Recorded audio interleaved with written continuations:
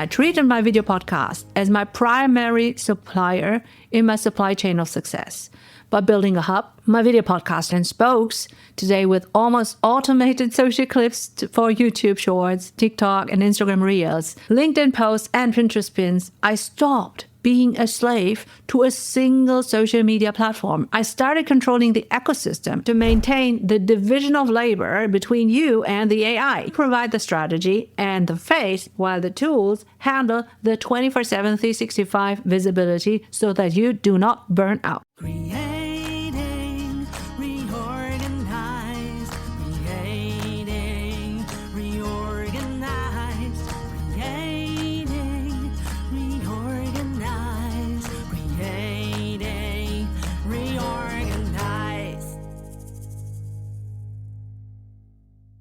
If you are a new or an aspiring founder of your small business and have no time to waste or really struggle to do your social media marketing, you will enjoy our Creating Reorganized show.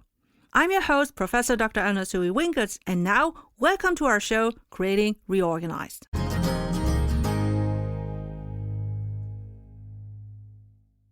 Dear Creating Reorganizer, welcome back to episode 20. Are you tired of the content treadmill? You know the one where you feel like if you don't post a new dance or carousel on LinkedIn or Instagram every day, your business will simply vanish. You don't want to keep up with the newest algorithm changes on TikTok, etc. So everyone is flocking to Instagram Reels back. But if you are hungry for strategies to market and sell your services and product 24/7, 365 without burnout, you are exactly where you need to be. So in this episode, we're tackling visibility without vanity, okay?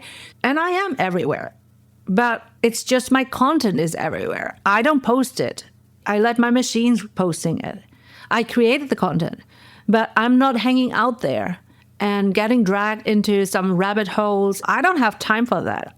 Maybe I'm too much middle-aged, but as a business owner, there are other things that I have to focus as well. So for a small business owner, without a dedicated social media team, being everywhere usually leads to being everywhere for 3 weeks and then disappearing at least from one social media platform because of total burnout. In the world of podcasting, we call this podfade. We all fall into the trap of pointless posting instead of sales activation. And I mean, this is not a hobbyist podcast.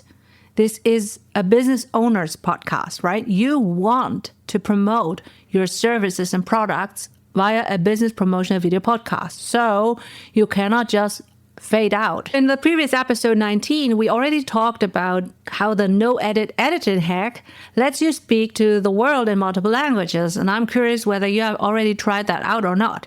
So once you have a brilliant video, now you can post it in different languages. Today, I'm showing you how to build an evergreen multi-social media hub and spoke system. And we already talked about it in a previous episode, but this is more of a deep dive. So just like I do with all my social media activities fueled by my 2 video podcasts, Post-Doc Transformation and Creating Reorganized, you can use your video podcast as the hub, the high value source, and treat social media platforms like LinkedIn, Pinterest, Instagram with initial effort, but then becomes an auto list on repeat. I honestly only realized that I have to take action when in January, one post said Halloween. And I was like, oh, that is my auto list. And now it's already cycling back and forth until it's already Halloween, but we have January. So maybe I should take this out so that no one notices that, right? But it shows you that I'm just paying attention to commenting. If someone comments, then I will react, but I'm not posting manually. Why? Because it's not the posting that leads traffic back to my sales. It's the reactions, the comments of leads, competitors, or also supporters. So that is where my action is really needed. It's not needed when I post something. So posting is something that I delegate. Are you feeling tired like a slave to the algorithm? Well, we turn your content into an automated long-term asset that works for you according to your vision of life. Let's do Creating Reorganized. Let's be honest, my superpower is STEM. So that's science, technology, engineering, mathematics. Not language And of course, not social media vanity. I have always been a teenager that wasn't really interested where everyone is going. And social media is marketing means for me, which I use as an adult. So I was not a social media native, so to speak. I was raised on the value of hard work and technical excellence.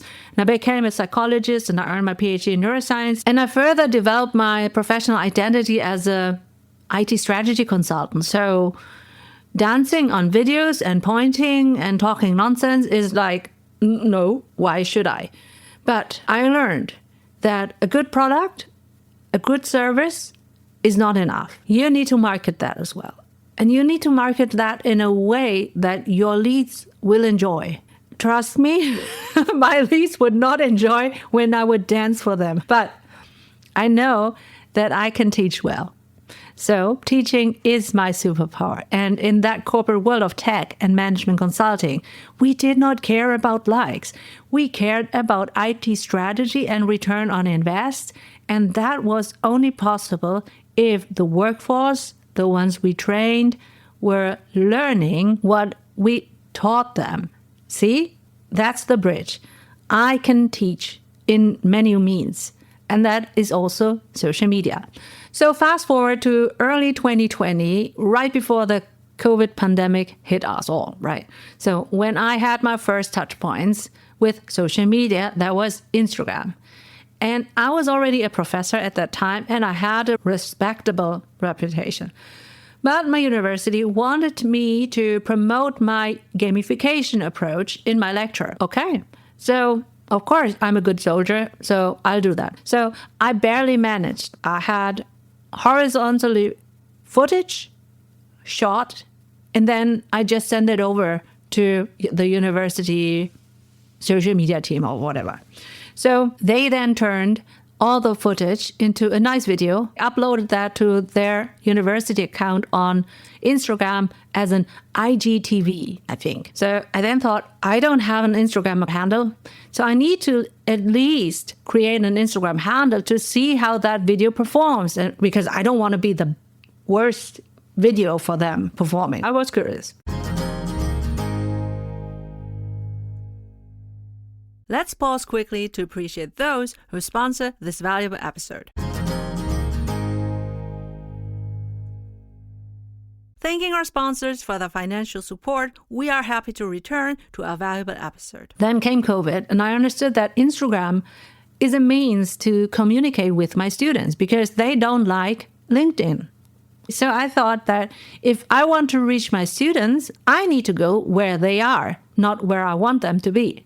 To be honest, initially I found social media, Instagram particularly because that was the only platform that I knew, deeply intimidating. But I wanted to support and encourage my students outside of the online WebEx and later Zoom lectures, like in my lecture breaks in real life, when my students came up to my desk and asked me questions one-on-one. And I was creating all my photo posts manually. And then one of my students nudged me and, probably had mercy, suggested a couple of videos to recreate as short form videos. And I was like, no way I would create cringeworthy videos and, reels and put my reputation as a professor on the line because I'm feeling shameful in front of 50 students who followed me. I mean, they probably like me, but it's like, maybe it's cringe, totally cringe. And I know that behind my back, some of my fellow professor colleagues also made fun of me being active on social media. And today I have more followers beyond my lecture hall in real life, but that was my beginning. I felt really intimidated. And my student helped me by sharing reels that I should copy and recreate, like I said already. But I was literally, because I was so self-conscious and anxious, I was literally scripting word by word, pointing here and counting, like 2-3 seconds later, do this, and then this, and then this. It was just hilarious. It was also fun, and it was a relatable learning journey for my students and me. I mean, they were learning whatever the topic was, and I was learning social media. We were all, so to speak, in the same boat. So across the semesters, I got better and better, And I don't think that I now have to hide, but that was my beginning. And in hindsight, that moment was a friction incident of the highest order. And if incident doesn't ring a bell, I highly suggest that you listen to episode 17, because that is what we have discussed, and it's linked in the show notes. I realized I was applying my IT analyst logic to my IT ecosystems at home, but not to my student outreach. If I want to scale that, I needed to have a system that also honored my time as a mother and as a professor, because, as you know, I prioritize my kids. There are talking points that are always the same at the beginning and at the end, and so on and so forth. So I didn't want to be a broken record, talking to my students who might even lose interest every semester. I needed a training ground, which maybe is not so much in the, spotlight. So I started my TikTok handle to reach a cold audience and experimented different short form styles, chasing trends and repurposed the best ones for Instagram. And trust me, I had a huge learning curve. But again, that was a manual hassle and not sustainable and unrelated, but beneficial on a parallel string of my life. I also discovered audio podcasts for my various learning interests. And then it clicked for me. I wanted to start my video podcast, Postdoc Transformation, to rekindle my career coaching business at graduate schools, and transferred all my social media marketing skills into video podcasting. Ta-da! I always say everything falls into place one day, sooner or later. So from the get-go, and thanks to my IT strategy consulting skills, I took my own medicine and I treated my video podcast as my primary supplier in my supply chain of success. By building a hub, my video podcast hosted on Podbean and Spokes, today with almost automated social clips for YouTube Shorts, TikTok, and Instagram Reels, LinkedIn posts, and Pinterest pins via Metricool, I stopped being a slave to a single social media platform. I started controlling the ecosystem, and I realized that my accent and my STEM background were actually my superpower, my unAIable signature that automated systems could then distribute for me. All right, you know the drill. Notebooks out, creating Reorganizer. This is where we get into the lecture hall of psychology, and I will teach you why your social media strategy might be failing for you. So to understand why a hub and spoke system builds trust, we have to look at Fritz Heider's balance theory from 1958. So Heider was a giant in social psychology, and he proposed that people seek cognitive consistency. They want a matching feeling in their relationships and perceptions. So he looked at the relationship between three things. Number one, the person. Number two, another person. And number three, an object or idea. So it's a 1, 2, 3 triangle, right? So number one could be your lead, your listener, your viewer. I mean, it's always client first, right? So it's not about you, it's about them first. And then number two is you. You are the business owner who offers a service or a product that solves your client's problems. And then number three is your social media content that helps them understand and want more of your service and product. That is in hindsight. But your social media content attracts them, leads them to your place where you can then offer and serve. So Heider argued that we preferred a balanced state. So if a lead likes you because they heard your deep, empathetic expertise on your video podcast, they have a positive bond. When they then see your content on social media, on LinkedIn, whatever, they expect to like it too. That's their expectation. But now we can have two different outcomes. If that social media content of yours is of high quality, then it's an extension of your bond. The triangle is balanced and stable. But if you use a generic robotic AI to ghostwrite LinkedIn posts or create generic stock image carousels that don't sound like you, or you create AI slop that doesn't help your brand, you create a negative bond between the expert, that is you, and your client, because your content is bad. So it's all tilted to one side. So now your lead is confused and they think, well, I liked her podcast, but this post is generic slop. So this does not match. Okay, so you have the opportunity to fish in different waters, but you should always have the same high quality standards, because otherwise you will have this vanity trap that creates cognitive dissonance. And that's also a psychological theory model by Leon Festinger. Just to keep it simple, in the balance theory of Heider, to resolve this discomfort, the lead will often do one of two things. They will either stop liking the content, bad for you, or they will stop liking you, also bad for you. This is how you lose high-ticket leads through inconsistent branding. So by using the hub and spoke system, we ensure the triangle remains balanced. And the same applies to if you have a viral post that does not align to your brand as well, right? So maybe you have a viral post and you're happy about that. But the thing is that this way you will attract people who are maybe not interested in your core values, in your core value proposition, in your core services and products. So this will water down the triangle because it's not balanced. And you want more viral content, but that wasn't helpful anyway. So by using the hub and spoke system, we ensure the triangle remains balanced, and that is why I have my video podcast as the main driver. I rarely create content outside of that because that will teach the algorithms what I create content about. So they know to whom they should feed my content to reach new audiences. Before going back to our episode, we want to appreciate those who finance this valuable episode for you. Thanking our advertisers for their financial support, we are happy to return to our inspiring episode. Now let's switch gears a little bit. Outside of social media, I also have a website where I host also my show notes. For every episode, I have the full transcript for search optimization so that traditional and AI browsers will find my content and can browse and work through that. And then they also in return recommend humans who are using AI search bars to find my content.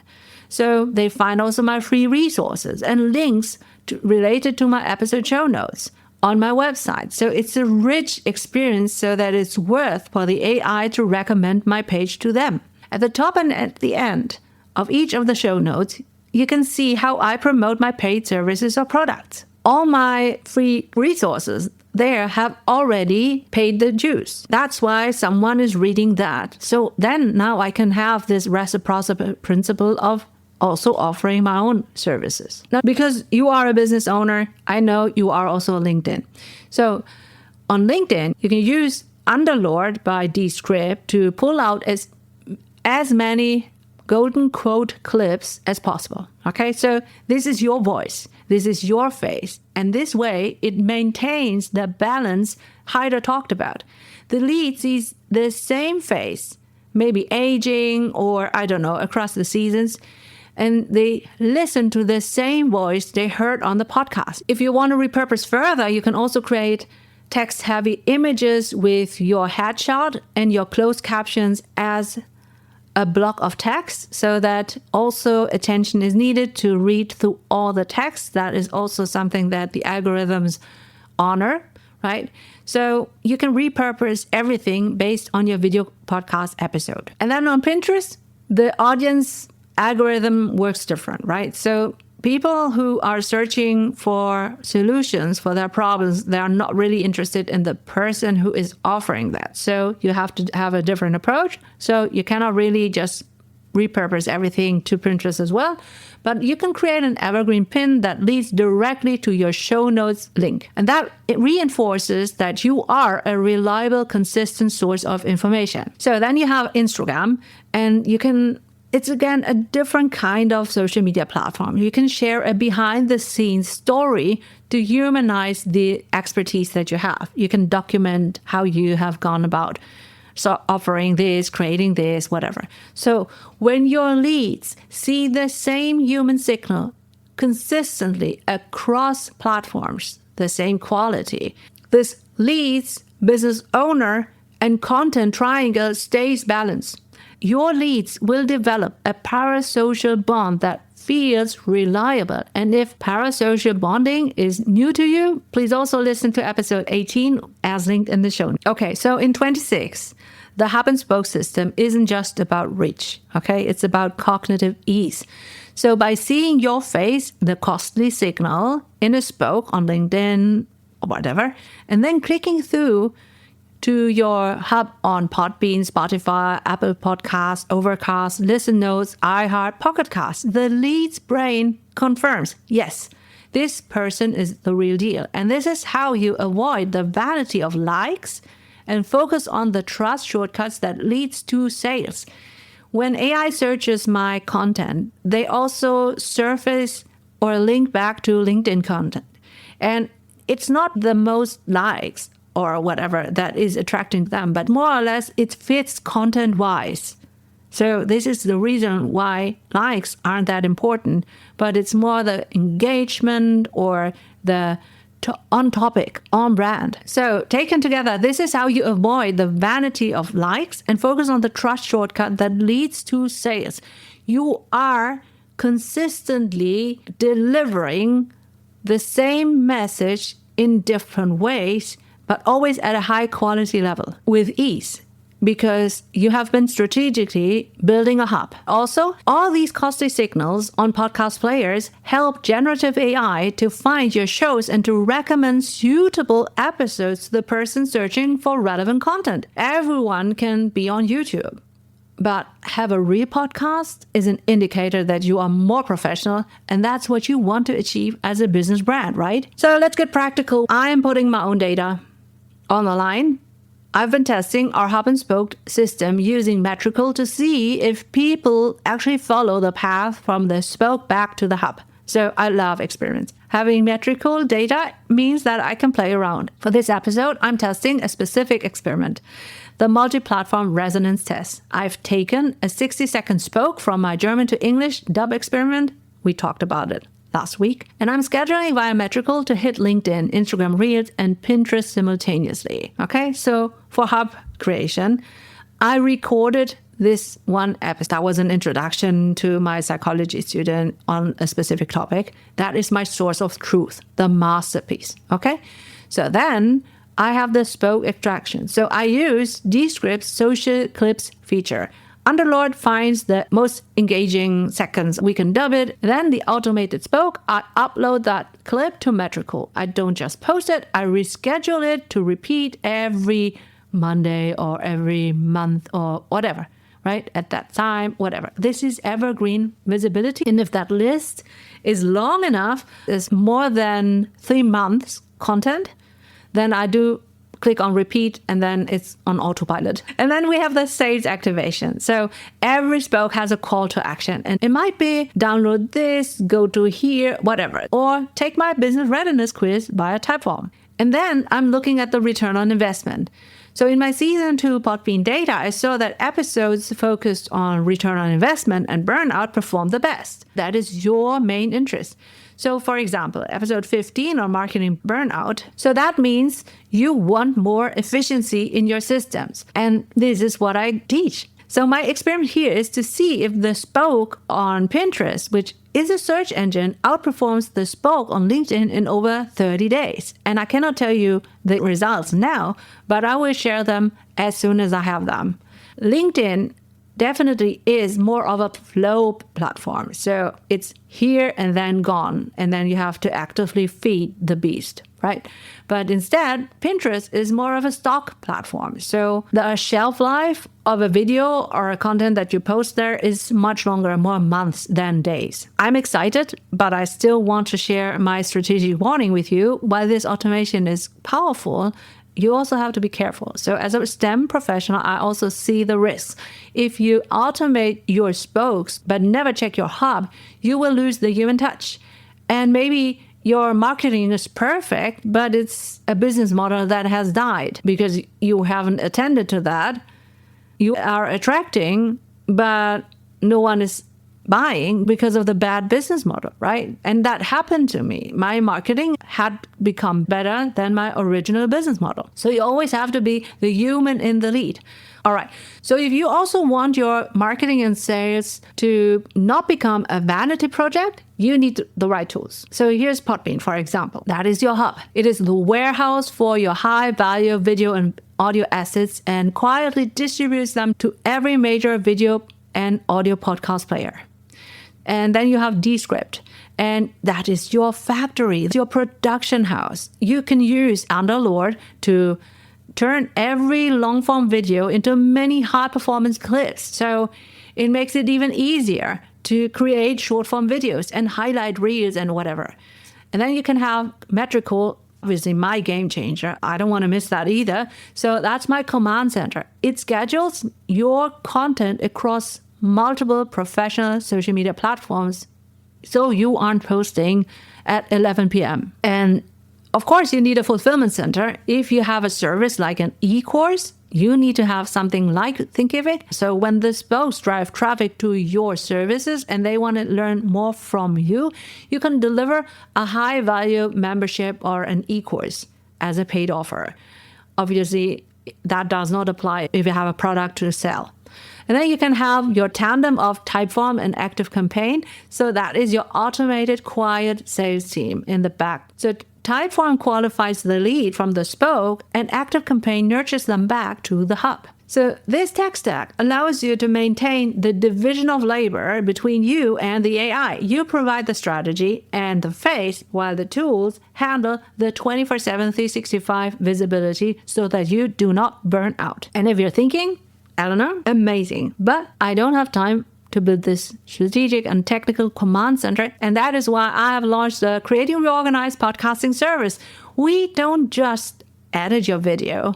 We build your hub and spoke ecosystem strategically. We handle the Descript extraction, the Metricool scheduling, and the TypeForm lead generation. We built the engine so that you can focus on your zone of genius. You can just create the content, and we will package everything up and schedule it out so that you can build your business in whatever way you want, so that you can live according to your vision of life. I know what I'm talking about. And because I prioritize my kids and my professorship, I only take a few exclusive clients each season. Check out the link in the show notes to apply for our premium white label service. And here's your actionable prompt. Take a 60-second video, post it to LinkedIn and Pinterest today. And don't worry about being perfect. Just see which platform gives you a ping first, right? So if you are a business owner, I bet you will have the bigger resonance also on LinkedIn, just like me. But Pinterest is a search engine, so do not dismiss that. So if you're nervous, join my Creating Reorganized newsletter and tell me all about it. I'm here to help you cut through the AI slop with your real personality. That's me as a psychologist and IT strategist. So thank you for joining me. Remember, visibility is an asset, vanity is a distraction. And check out my episode 13 for more on your supply chain of success and episode 15 on avoiding marketing burnout.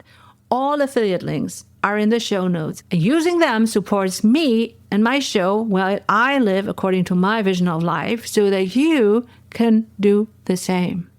I'm your host, Professor Dr. Eleanor Soei-Winkels, and I'll see you in episode 21, which is going to be about developing new business offers based on data.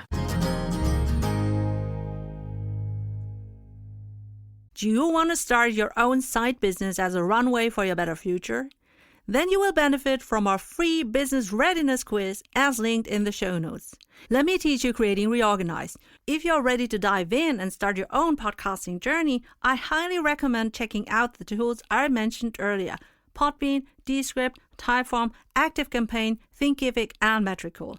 Each of these services has made my podcasting business experience smoother and more efficient, and I trust that they can help you too. Thank you for listening to our Creating Reorganized show. If you found this episode helpful, please subscribe, share it with your business friends, and leave a review on your favorite podcast player. Your feedback helps me as a small business owner to serve more small business owners for free, so thank you. I'm your host, Professor Dr. Eleanor Soei-Winkels, and now I wish you a happy Creating Reorganized according to your vision of life.